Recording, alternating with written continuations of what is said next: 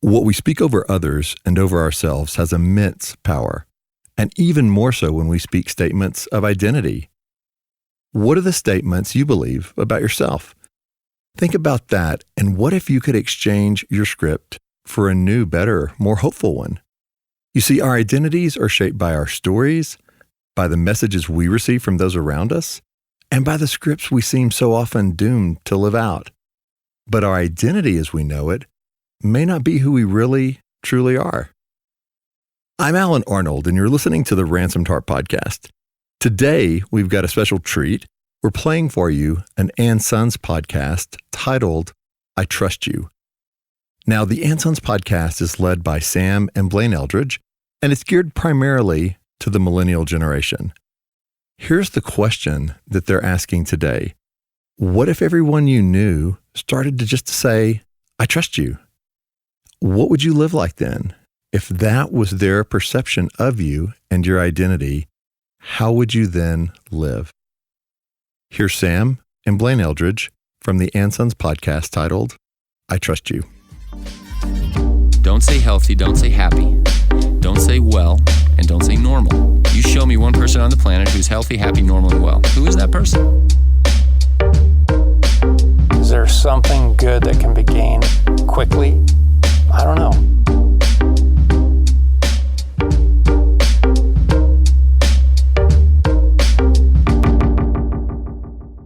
Good morning, guys. Welcome back to the AndSons podcast. Blaine and Sam here in the AndSons podcast studio with a little story about a friend of mine who is a pastor in Spokane, long-term friend, great leader, and one thing that he does that I hadn't seen done before when he was sort of explaining to people who came into this church in Spokane how the gospel worked, meaning how the transformation of a person's life into the image of God worked, is he would put up a whiteboard and he would ask people to explain what the promise of Christianity was. And what they would build towards was some of the truly stunning offerings of Christianity to the world. You get to be transferred into the kingdom of God. Every claim against you gets to be disarmed by Jesus Christ. And then significantly, that every moment you have Jesus advocating for you at the right hand of the Father. Jesus agreeing to carry every burden, to be perfect in your place, etc., etc.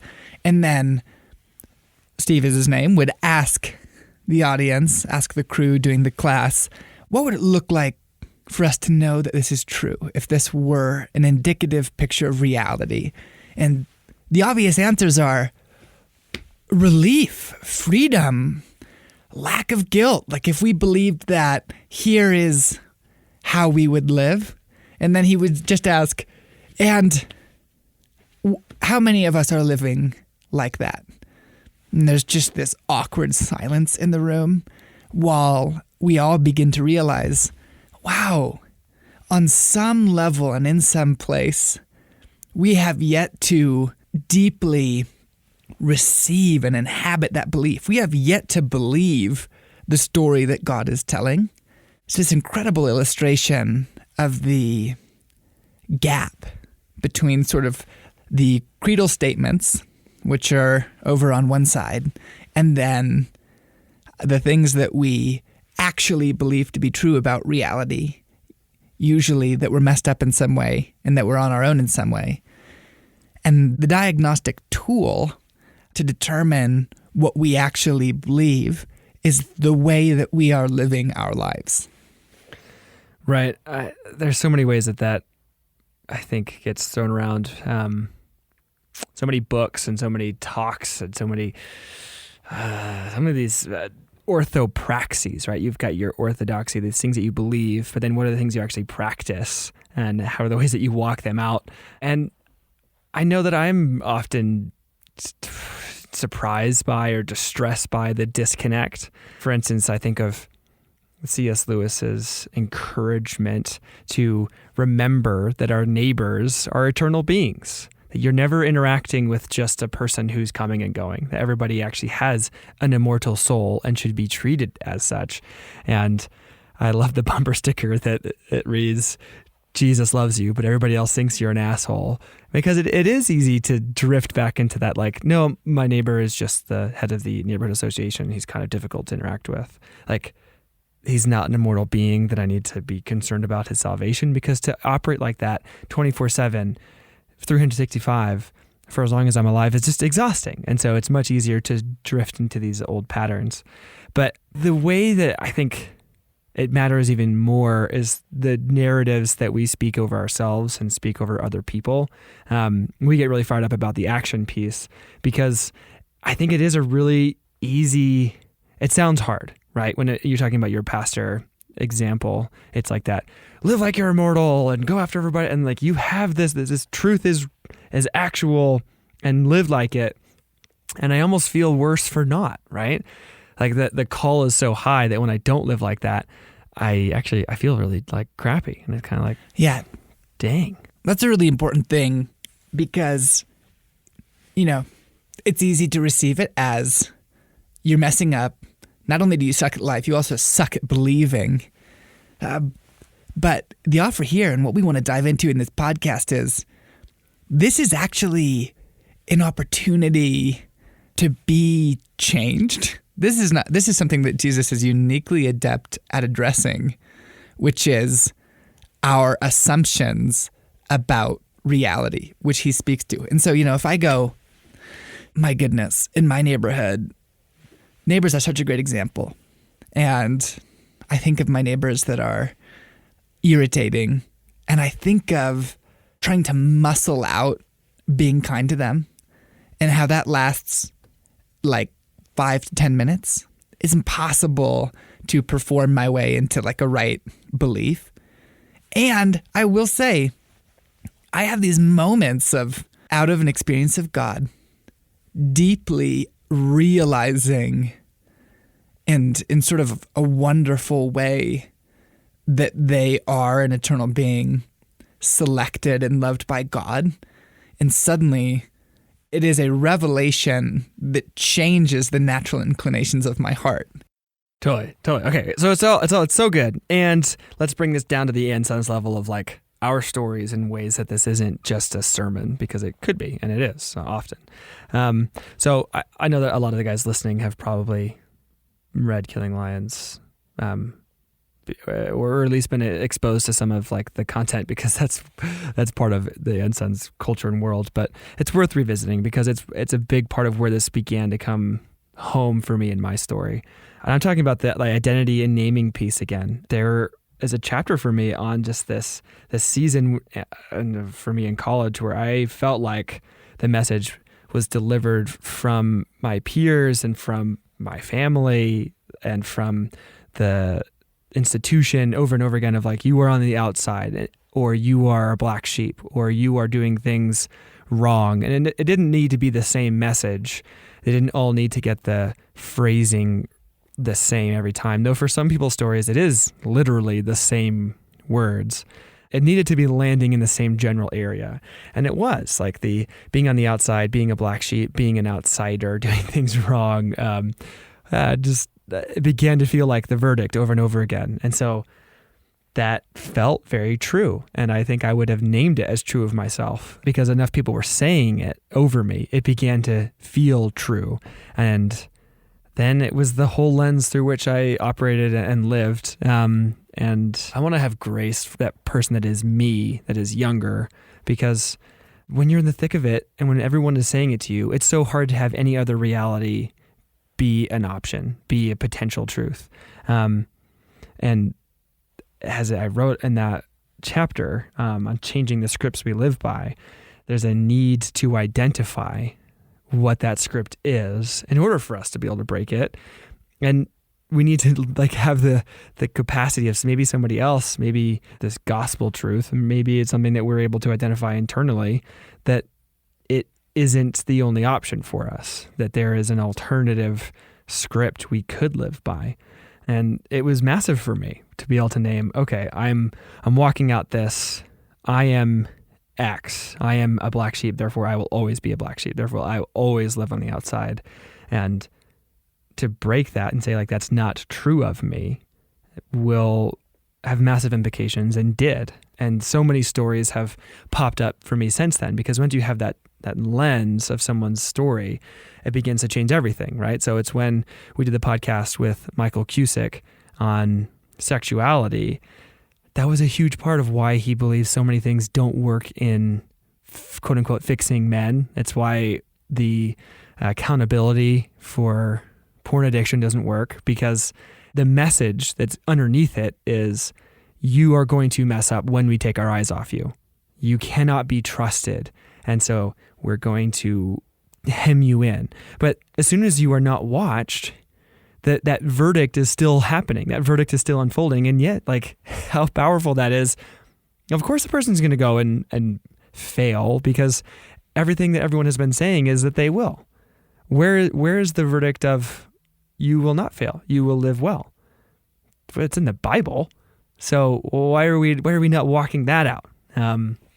We get really fired up about the action reveals belief piece that Dan Allender writes about in To Be Told, because it is so tangible. It's like, I do need to like bring it down to the like, how does this actually play itself out? We've used this example before that he writes about, but it's helpful to repeat. He talks about saying that he values health and wellness for his body, but when things get hard, he turns to food. And what he needs to acknowledge there is that his action is revealing that his deeper belief is wanting to be comforted. It's not that he actually wants this health. It's that he wants comfort in these hard moments. And I remember talking about that story with Lori, who we've had in the podcast and who's part of our new intro. And she was like, oh yeah, action reveals belief 100% of the time, except for when it doesn't, right? Because isn't that exactly what Paul says in Romans? Yeah, which also is what Luke said when we were sort of raving about this diagnostic tool. And as Paul says, I do not do what I would do. And he continues, the spirit is at war with the flesh. And I think it's chapter 8. Is that what it is? 7. So close. 7. I do not understand what I do. For what I want to do, I do not do. But what I hate, I do. I'm sure that there are more qualified people who parse out what Paul is after. But one thing that feels so clear is Paul assumes that we have a nature set inside us by God. We are believing children of the Most High, and then we have this flesh which is slowly being put to death, and the two are tangled together in mortal conflict. And just to go, oh my gosh, just because you end up going to food doesn't mean that you don't value wellness. Right. But it does show you, man, all kinds of things, like a site where your flesh has not been put to death, or a site where your heart is not actually whole. You're not totally in charge of what you choose when you're in pain, because you are divided on the level of the soul.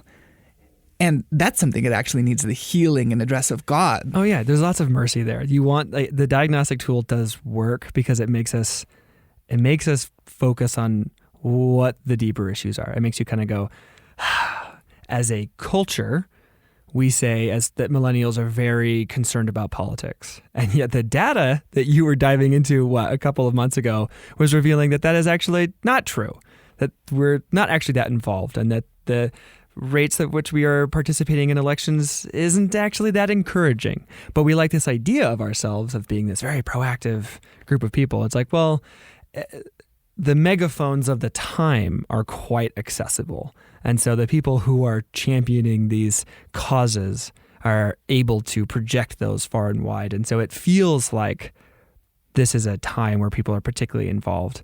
But did you vote in the last election that just passed around?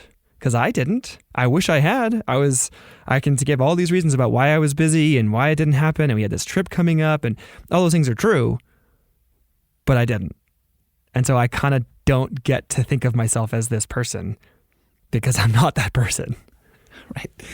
And, though it is a powerful tool, I would kind of definitely say that if you consider yourself to be a politically minded person and the peak of your engagement is political posts and voting, you still fall pretty short of the agitator.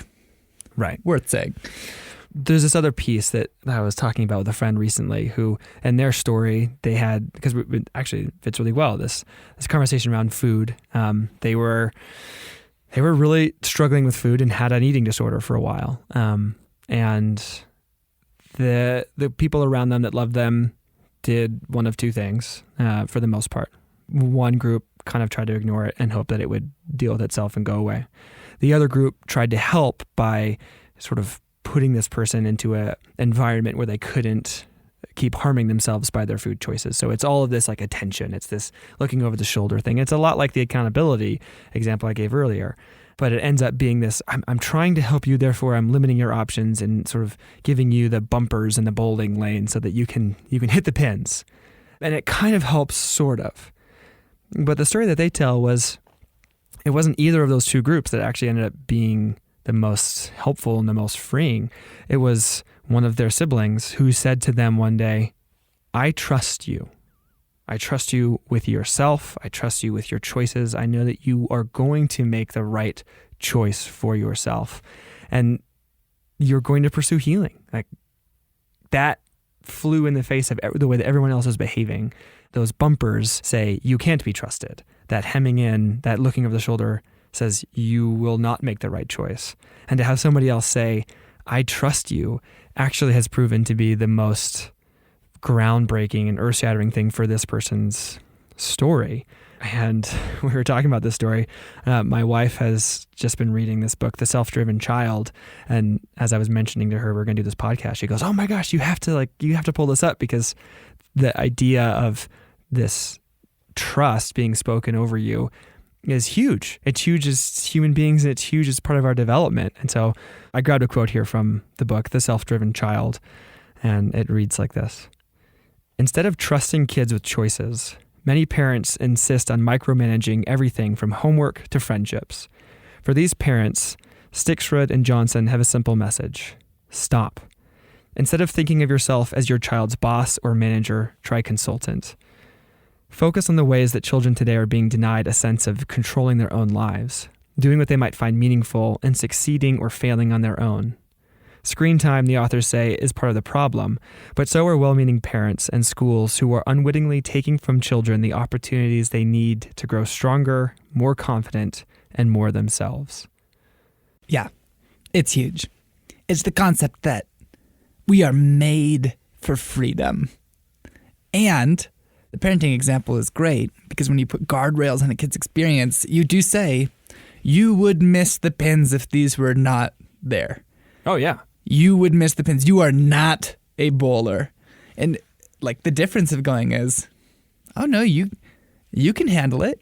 You will get it eventually. And yeah, you might need some correction and direction, but that's not destroying the ability to handle freedom.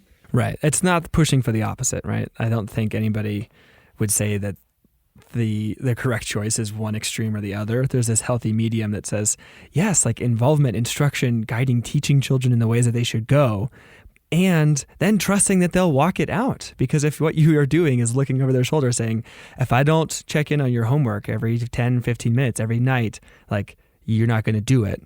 Well, then, yeah, like what you're telling you, they're not going to do it, because they even though it's an act of rebelling to say like, no, I get to be my own person.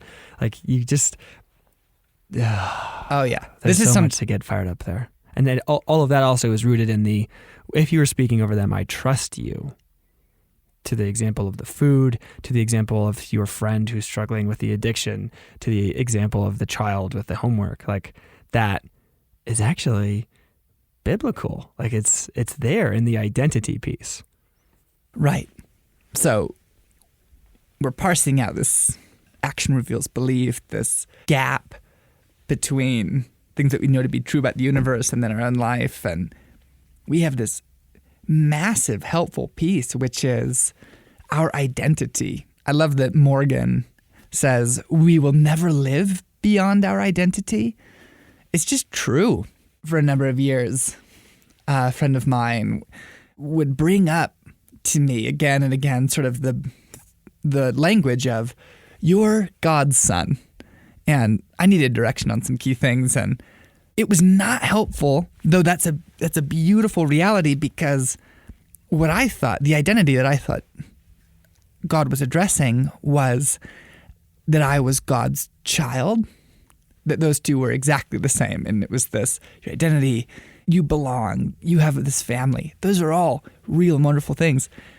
But son is also a political reality in the world in which Jesus names his friends like his sons, is the world of ancient Israel, where the son was endowed with all of the authority of the father to oversee the management of the state. It was an impartation to act exactly as the father could act in every situation. He was fully able to carry out the work of the father. And so it was this thing that God was trying to do about identity, going, you are my ruler, emissary. You are filled with my power. And what I'm hearing is like, you're my child. And I'm like, I need that reality in a deep place, but also just even in the context of leading a small group, I feel like I need something in addition to that rich base and being loved by you and being chosen by you. That was actually this identity thing that he was working over and over to bring, because it does change the way that I see reality. Yeah, I mean, that's a huge piece for a lot of guys at the intensive, of that embracing the rights of sonship. Like, that could be the entire message, and it would be life-changing, because if that's the invitation, then you have all of the resources of your father, you have all of the blessing of your father, and you get to walk with boldness. And it's like, whoa, who actually lives like that? Like, that's amazing. For me, sometimes I've had to dial it down to small moments, because that's actually been more manageable. The deeper life sentence type things, like I mentioned in the book, are like those take time. They take time to read the waters of our lives and go, oh, this is pulling me this direction, and I don't know that that's true, and I need other eyes, I need other counseling words to like help change those. But in small moments, I've experienced like just kind of trying to flex muscles and like, what if this were true? I remember there was a boot camp that I was responding at, and I was feeling nervous before going up on stage. And I just had this moment of like, what if all of that is true, and I have all of the authority, and I get to bring and walk in this boldness that the scriptures say I get to? Like, what if for the next 10 minutes, I just live like that were true, and then I am walking with this massive authority behind me? And all of a sudden, like, the nerves faded away. It was like somebody had just like washed me over with warm water. Like, I just felt this ease and this relaxation in my chest and my muscles. And I walked up on stage, and it was easy. Normally, it kind of takes a little while to kind of get the words to come out, and you're kind of like, I wish I could do a little warm up on stage before I started talking, but you just kind of launch off. That time, there wasn't any of that. It was like just straight into, this is true. This is who I am. If you feel like I'm super confident today, that's because this is this thing that I am practicing for the next 10 minutes. And I got off on stage, and it was like, wow, that'd be really awesome if I could always live like that. I don't think it was something I was aware of 30 minutes later, but those moments, I think, are actually really helpful for me to begin like going, okay, this person's really bugging me right now. Back to that eternal beings piece. And there are moments where the Holy Spirit brings a little bit of clarity, and it goes, you're just kind of interacting with this person like someone to get through. Maybe it's someone that you are selling a motorcycle to, or that's your mechanic, or somebody you're sitting next to on an airplane, and you're just kind of irritated. They're kind of in your way. And it's like, oh, wait, I had like a brief moment of clarity. Just give me like that 10-minute breakthrough, and it can change an entire interaction. It doesn't need to be like this thing that I think goes back to earlier in this podcast, where I say, like, if when I hear those sermons, if I feel like I'm not walking out of the 100% of the call of who I am and what's my identity and what God has done, then I'm failing. Because that's a big shift that I think happens in one action at a time. Yeah, I'm also struck by the fact that there's a scope to particular identities. And, what we're suggesting here is the active inquiry into the script we're living out, into the identity we are performing. And that's, you have, the flexible tool of action revealing belief, but then you just have what comes out of your own heart. I think for a long time, I've been building this outbuilding that's kind of an illustration of scale creep behind my house. It started as a shed to put a wood stove in and smoke cigars with guys in the winter. And then it became, well, it also really needs to be kind of a writing and time with God space because our house is small and there's nowhere to disappear to. And then that both Em and I could use. And, it ends up as a whole structure, learning to build a tiny house. And at every stage in this project, it's just been so aggravating, because I don't actually know how to do any of these building things. I have kind of a 1 degree removed exposure to the concepts of building, but not very much hands-on experience with the various stages of foundation, framing nailers, sheathing, house wrap, et cetera, et cetera, et cetera. And there's kind of been, I don't know how many days, how many evenings I've come in from grabbing an hour after work to work on this thing, just feeling I cannot do this. I don't deserve to be able to do this because I'm so unqualified and I'm just on my own out here. And Em will go, I really don't think this is the story God is trying to tell you in this project. But what's coming up in my heart is just the experience of being like, the demands are too much in this. And yes, I want to receive them, but either I'm just totally failing and what's being asked of me is way, way above where my current abilities are. And it's this chance, right, to go, okay, I can't force myself into an accurate view of the universe, but I can go, take the time to go, Jesus, meet me here. Show me here what you are doing. Show me what needs to be repented of, like accusing you for just abandoning me at every new thing. And then show me where your kindness is in speaking some of the reality that you are trying to illustrate in this scene.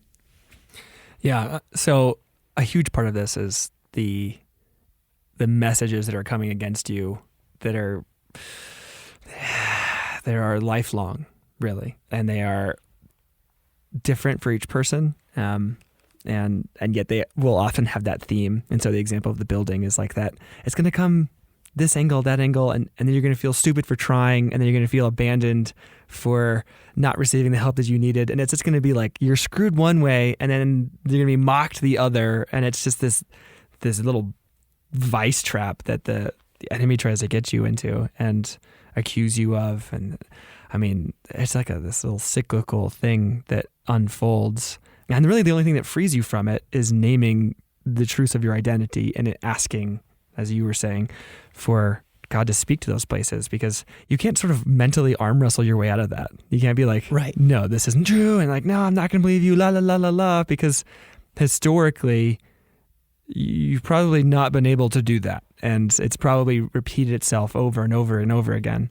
That's why this podcast really stemmed from like the power of I trust you, and the power of, if it's hard to do for yourself, what's it like to do for someone else? So for the friend that's struggling with that disorder, or the addiction, the whatever, to name for them.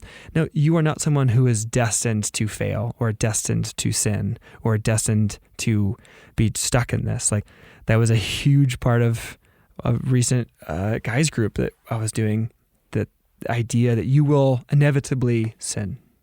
How many people believe that, right? Like, I'm probably, I'm going to wager, almost everyone. But what a horrible and self-fulfilling, and that's actually not even biblical, that you have Jesus in you and that you actually can live as the new creation. And what if you told someone that is not who you are anymore, and therefore you will not do it? Like, that is this crazy, exciting, hopeful alternative that you may not be able to name for yourself, but you can name for someone else.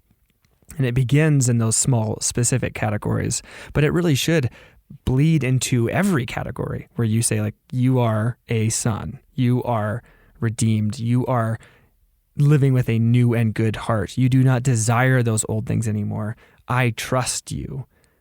That is the narrative for your life. What then? Like, how does that person live then? And how would you receive that if that were spoken over you? Yeah, there seem to be some really core ones here. And there's obviously the one of freedom.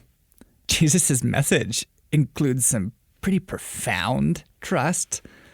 It's not like Jesus made free will in the universe and then had to give it to everybody. It's that in creating irreplicable people and deeply understanding each one, he understood this one can handle freedom. This one can handle freedom. There's the one of abandonment and simply the identity of just going, I'm with you. That's the script. I am with you. That is real. And then there's just the one of on track. I don't know how much of the daily dialogue of the young guys interact with and myself has to do with off plan A, behind, and simply headed the wrong direction. And to know that actually Jesus' message of being pleased with his sons includes this measure of, no, like on time, on track, and that suddenly the way that I see my world isn't the thing that is falling apart. It's, the place that I'm supposed to be in. This isn't some back alley I've wandered down. This is the spot the story is supposed to be in right now. There's so much of an invitation here to begin even journaling into, meditating into, what are the identities? What are the things that I say are real of me, sort of moment to moment, day to day? And then kind of going, what would it look like to begin to ask God for his naming of your marriage, his naming of your work, his naming of your parenting. And usually, I'm going to just say usually, every time God's renaming comes with this massive reframing of the quality of our lives.